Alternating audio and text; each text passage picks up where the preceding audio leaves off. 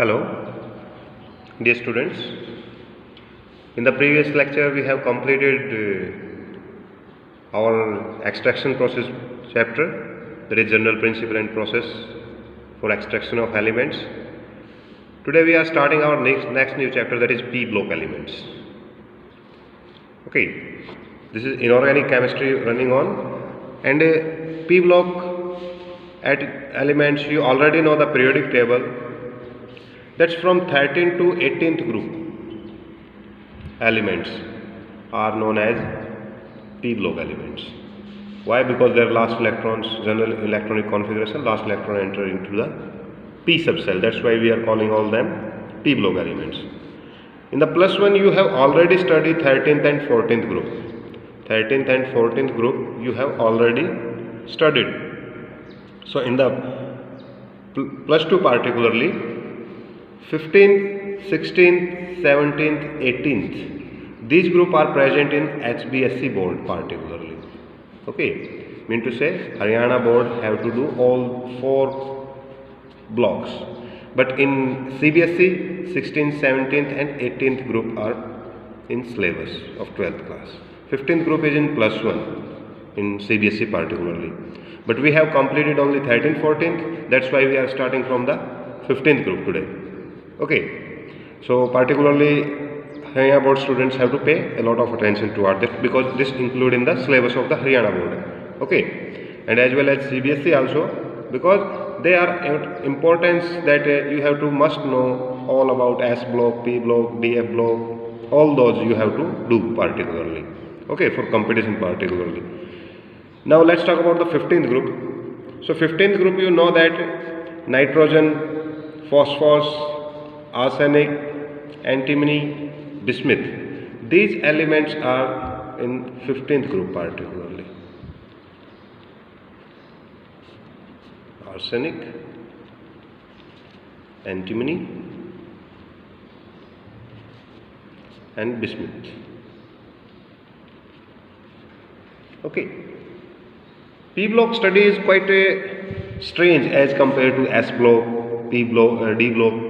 Why? Because P block contains all things. It contains metals, metalloids, and as well as non-metals.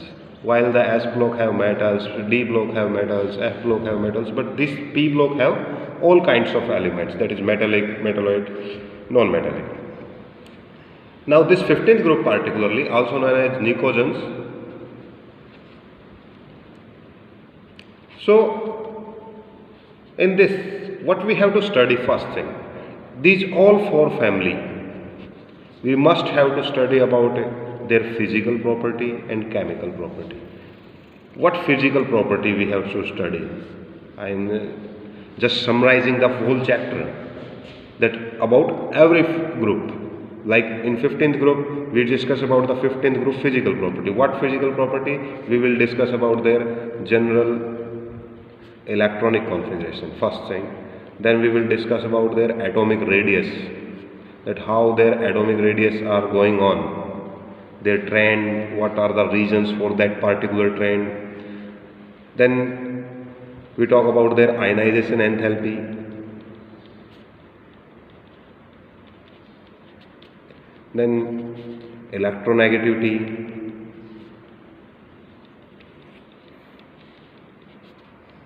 electron gain enthalpy,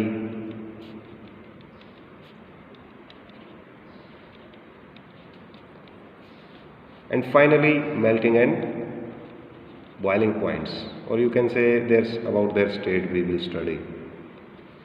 Okay, so these are 4 or 5 physical property we have to study about all groups. Like 15th or 16th also we study about the same physical property, 17th as well, 18th as well. And what more? Chemical properties as well. What are the chemical property we need to study? That what a kind of oxidation state. First thing is very important, that is oxidation states. In what kind of form oxidation state can take place in a particular element, that depends on the electronic configuration. You have studied in the plus 1 in case of a redox reaction, particularly this topic.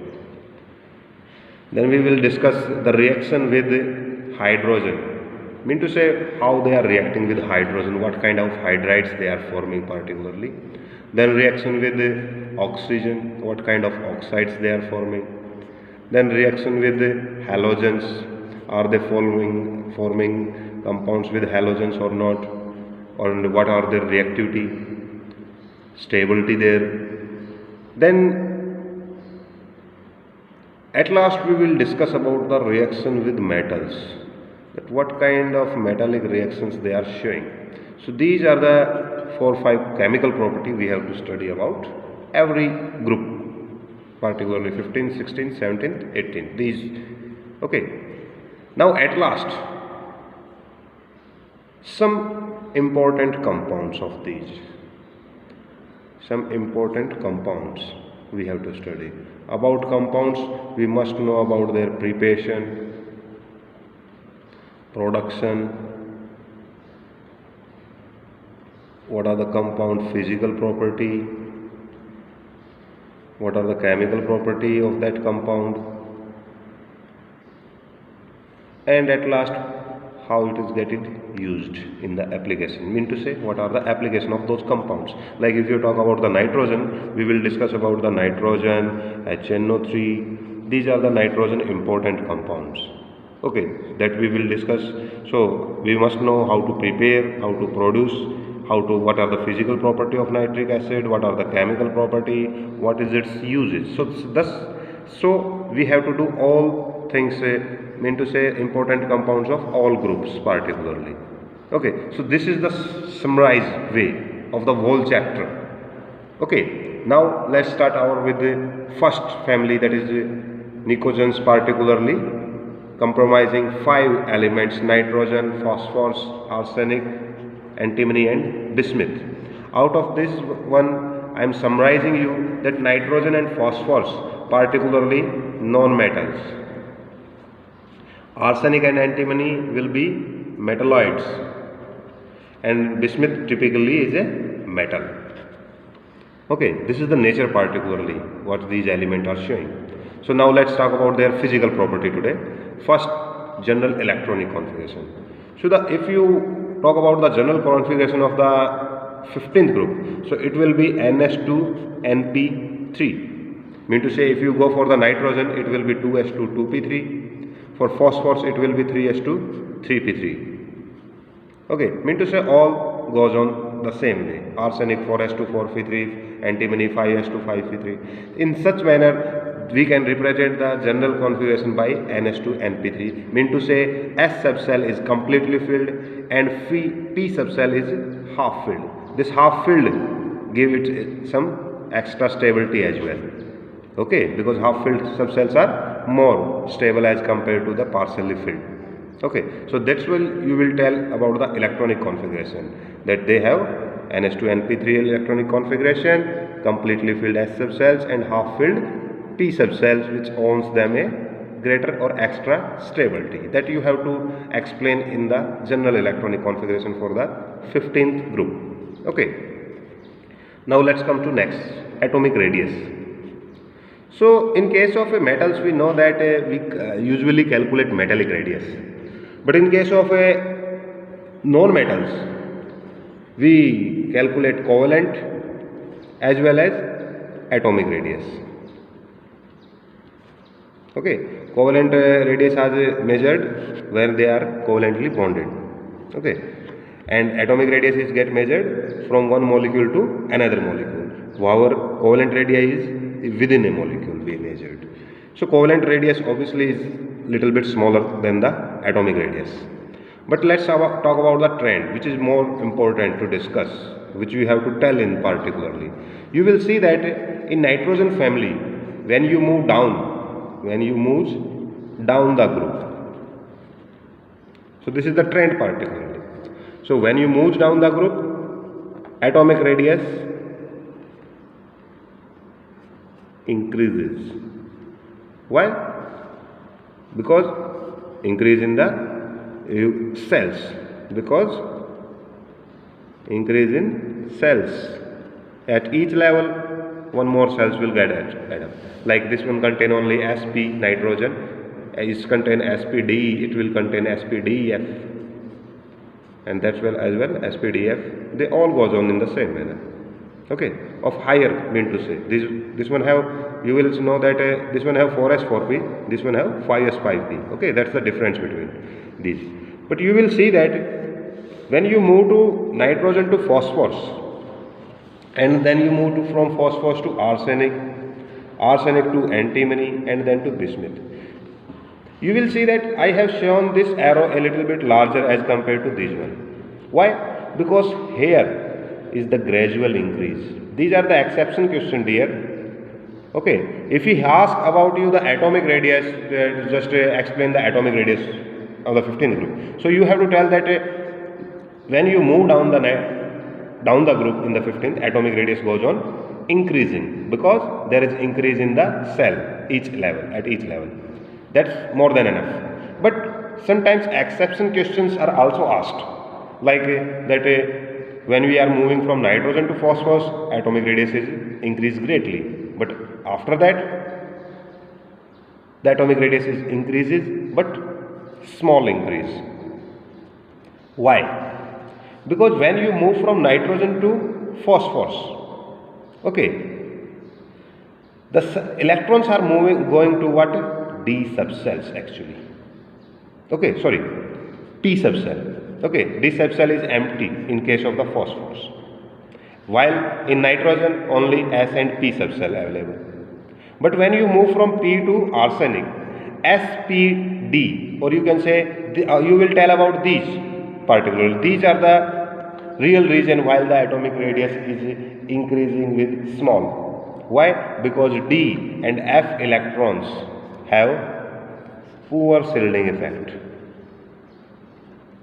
That's why the atomic radius trend gets subtle, or you can say anomalous particularly, that first increase is sharp, then increase is not that much gradual. Why? Because in the lower elements D and F subcells are filled which have poor shielding effects. That's why their atomic radius increase but with a smaller extent.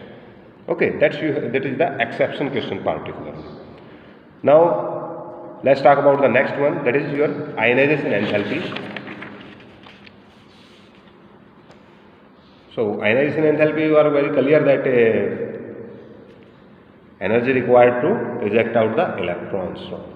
So you know that when you are moving down the group, ionization enthalpy decreases. Why?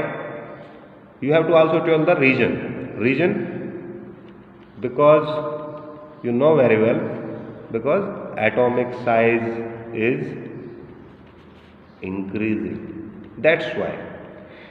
And that's why the same thing, exceptions occur in case of the ionization enthalpy as well, that when you move from nitrogen to phosphorus, the decrease is more in ionization enthalpy, but after that decrease is less in case of ionization enthalpy. Why? Because the atomic radius decreases small. That's why ionization enthalpy also atomic radius increase small. That's why ionization enthalpy decrease small. You must know that ionization enthalpy is inversely proportional always to atomic size. Okay, that's why in ionization enthalpy we will tell that when you move down the group, in actual ionization enthalpy goes on decreasing because there is a increase in the atomic size. But again I am telling that exception question arises everywhere.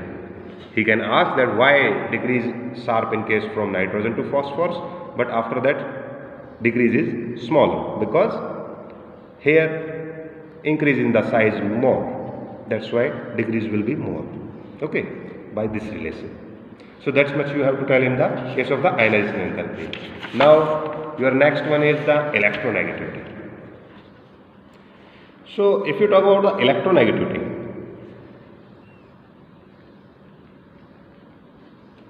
and one more thing in the case of the ionization enthalpy, dear, you have to compare the ionization enthalpy of the 15th group with the 14th as well as with the 16th. First thing you have to tell the trend, then the region, then you have to compare with the 14th group as well the 16th group. So here you will say there is a sharp increase in ionization energy. Why? Because they have got extra stability. Usually along the period ionization enthalpy increase, but in this case here it will decrease. This is the exception that nitrogen family have more ionization enthalpy as compared to 16th, but according to electronic configuration it should be lesser. Mean to say along the period usually ionization enthalpy increases, but here it get decreased from 15th. Why? The reason is same. For both cases reason is same, that why increase in ionization enthalpy is more in this case, or while there is a decrease in ionization enthalpy here, because 15th group have extra stability or half filled subshell.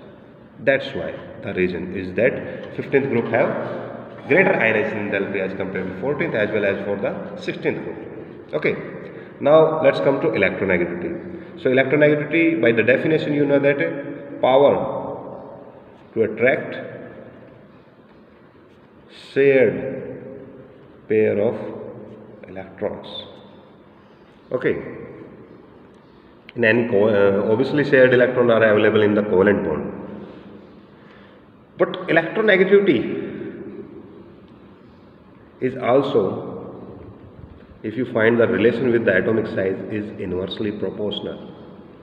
So that's why electronegativity also down the group goes on decreasing. Mean to say highest electronegativity in this 15th group is of nitrogen. So down the group goes on decreasing, because you will give the reason on the basis of the atomic size.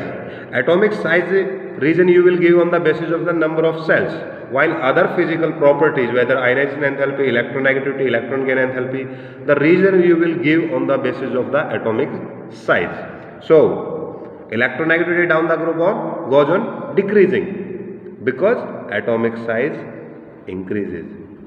And you will see that when you move from nitrogen to phosphorus and arsenic, the decrease is gradual. But after that, in case of antimony and bismuth, there is no some decrease, almost same particularly. Okay.